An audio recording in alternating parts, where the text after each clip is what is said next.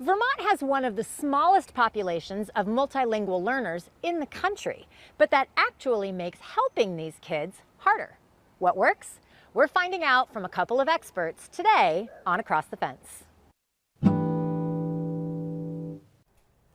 Hello, Vermont. If you've ever tried to learn a new skill from someone who was an expert and thought to yourself, whoa, it's like they're speaking an entirely different language. Well, for some Vermont school kids who are learning history and math and science, every subject in English, but who don't speak English as their first language, that's exactly what's happening. And it's daunting for the students, their general classroom teachers, and the specialized English language teachers, or EL teachers, supporting them. Daunting, but with the huge potential for reward, since succeeding under such circumstances sets the stage for success in and out of the classroom.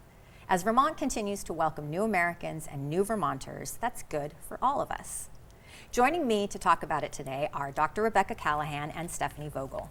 Dr. Callahan is a professor of educational leadership and policy in UVM's College of Education and Social Sciences. Stephanie is the differentiated instruction and multilingual programs manager at Vermont's Agency of Education. Together, they are currently studying the landscape for multilingual learners in Vermont. Rebecca and Stephanie, welcome. Thank you. Glad to be here. It's wonderful to have you both here today. Well, okay, so first off, who are Vermont's multilingual learners and where do they come from? So Vermont has multilingual learners from all over the world. So we're well represented across the spectrum. And I'd say primarily they're coming through refugee resettlement programs, asylum assistance, they're asylum seekers, family members of people who've already immigrated here. And then also we have some migrant farm working families, and students, children from those families do attend our public schools. So they're coming from all over the place. Is there any language that is predominant? Are we having a whole mix of languages? What kind of languages are we talking about? Again, a wide variety. Rebecca, would you like to speak to this? One of my favorite things about Vermont is that up until last year, Nepali was our most commonly spoken language among our students who are EL identified. So our multilingual students who are identified for EL services are MLELs. And in the past year, we're seeing Spanish emerge, but we would argue that it's not necessarily Spanish, but rather Mixtec, Quiche, Nahuatl, Zapotec, the indigenous languages and that we see in the dairy industry as well. Which might be getting lumped together as Spanish becoming from the Latin American country, but not necessarily all speaking part Spanish. Of that, yes, and part of that is our federal data collection forms. We don't have those languages on there, so people know they're coming from these regions and mark Spanish. Yeah. And it actually becomes an issue for translators in all service sectors. Yeah. Okay, and I said it's a very small population. How many? So we have about 1,900 multilingual learners, and that is the lowest number of multilingual learners of any state. It isn't the lowest percentage, though. Maine has a smaller percentage like of multilingual compared to their learner population? students. Yes, Okay. exactly. Okay, so small, it's a thing that happens always in Vermont, right? Yeah. Right. With our small population. Yeah, so we have those 1,900 students, and they're spread all across Vermont now. So traditionally, the multilingual learners were all settled in Chittenden County, so there were larger programs with a lot more students, but this was the first year that we have multilingual learners in all of our local education agencies. So there's multilingual learners literally across every part of the state. So that's new. So those populations are real small in those rural districts. And something that we're going to talk a little bit more about it, but that's a piece of what you guys are working with and studying, because they're not all in Burlington, they're not all in Winooski, but sometimes we think of this as being a quote-unquote problem that is associated with like urban areas or metro areas, right? Exactly. So we usually think of English learners being in those larger cities, but there are multilingual learners in this country, not just in Vermont, that are in micro populations, and Vermont kind of has more of that than most other places. So it's a unique place to be working right now. Yeah. Well, and when we talk about a population, it can turn those kids into an abstraction, but they're real kids. They're living right here in Vermont, and we wanted you to get to know them yourself. So Rebecca and Stephanie shared a student-made video illustrating one English learner's experience. Take a look. He was new at school. Everyone spoke English, but he didn't understand anything. He often sat alone, watching others laugh and talk. It made him feel sad, like he was different, like he didn't exist. One day, he said to himself, I want to understand. I want to speak like them. So he started to dedicate himself to bettering his English. At school, he was hard. He made many mistakes. Sometimes he felt ashamed, but he kept going. Every day a new word, every day a small victory. Then one morning he realized he understood what the teacher was saying. He could answer. He could finally speak. Now he felt confident. He loved with others. He even helped new students because he knows how it feels to be alone. That's pretty amazing and so poignant. Yes. Yeah. Well, so tell us a little bit more about Rudy and how this video came to be. Sure. Rudy is actually graduating from Burlington High School this year. I got to see him a couple days before his prom. So Rudy was part of a program. He's considered a newcomer student, so he came to the U.S. Without having a lot of English language and relatively late in his education. And so there's a newcomer summer program to help prevent learning loss over the summer for students at Burlington High School called Pathfinder. And part of the program is the students choose, besides learning English and math, is the students choose a project that helps them explain to the community or to their teachers what you don't know about me that I want you to know.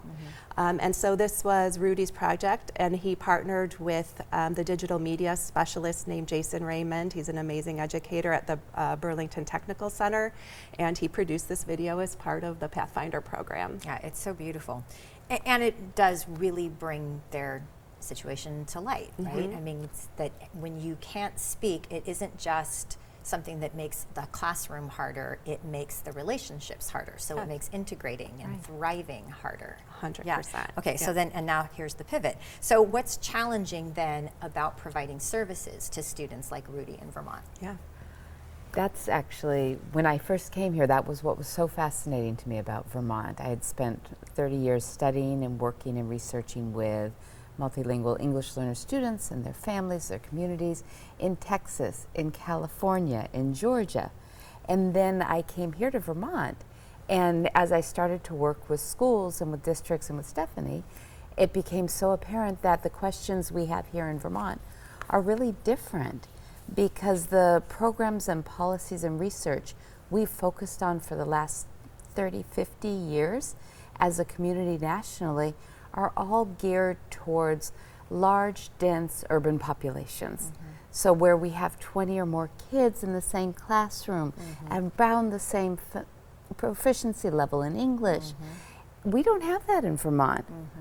A district may critical have mass. Right, we don't have that critical mass. Our kids are scattered across schools, they're scattered across district. Not scattered, that's unintentional. Yeah. But they are in different grades, different schools, different across miles and mountains, because we're Vermont. Yeah. So maybe they're 2 miles away, but there's a mountain in between. Right. So, and so now we have to also imagine the situation of that EL teacher Yes. who also is not confronting critical mass, but instead students who are very disparate and who are spread out from each other and who are representing maybe a range of languages and a range of acquisition levels. Right. Exactly. Yeah, so you can imagine they're driving around all day. Right. Yeah. So and they still have the students have the same needs. They need language support in order to make the math, the science, the history comprehensible in English. They need that support learning English. Yeah. We don't have the concentrated mass, and the teachers, there are federal requirements, there are state requirements about how we serve these students. So this is also what you've been studying, because now you're looking for what is working in part two, Yes. right? So tell us about what you've learned, like what is working? This is, yeah. So I think really what's working is a lot of innovative practices that these smaller districts are doing with the strength of their really passionate multilingual educators. So some of the different ways that they're approaching the system is to consider it a real program at the district level. I mean, the programs that are working the best, they're getting the support of the district and recognizing, even though it's small, that it is a learning program. And it is a content area like science, so at language acquisition. And what we've seen as the most effective programs probably are the ones where the district leadership is less concerned about, we have funding for 0.43 teacher. So rather than focusing on that, they're focusing on, okay, well, we know that this person or these people are going to be spread across schools and districts, so let's think flexibility. What else could a person do?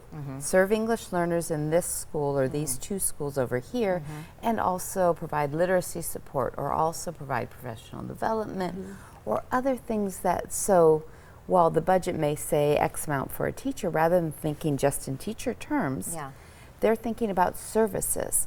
And so they have funding for the EL teaching, but they also are pulling from literacy funding, et cetera, because these people are doing multiple tasks. I have one last question, is what happens afterwards? Like, how did the learnings from your study get applied in order to help the situation in Vermont? And we just have like a minute, but I really want to know. Very quickly, we plan to develop a series of practitioner briefs to push out to the districts, to their leaders, to the EL teachers, but also policy briefs and recommendations for policy at the state level.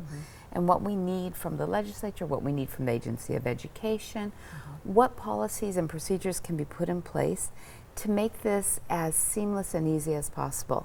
What works best. What works best.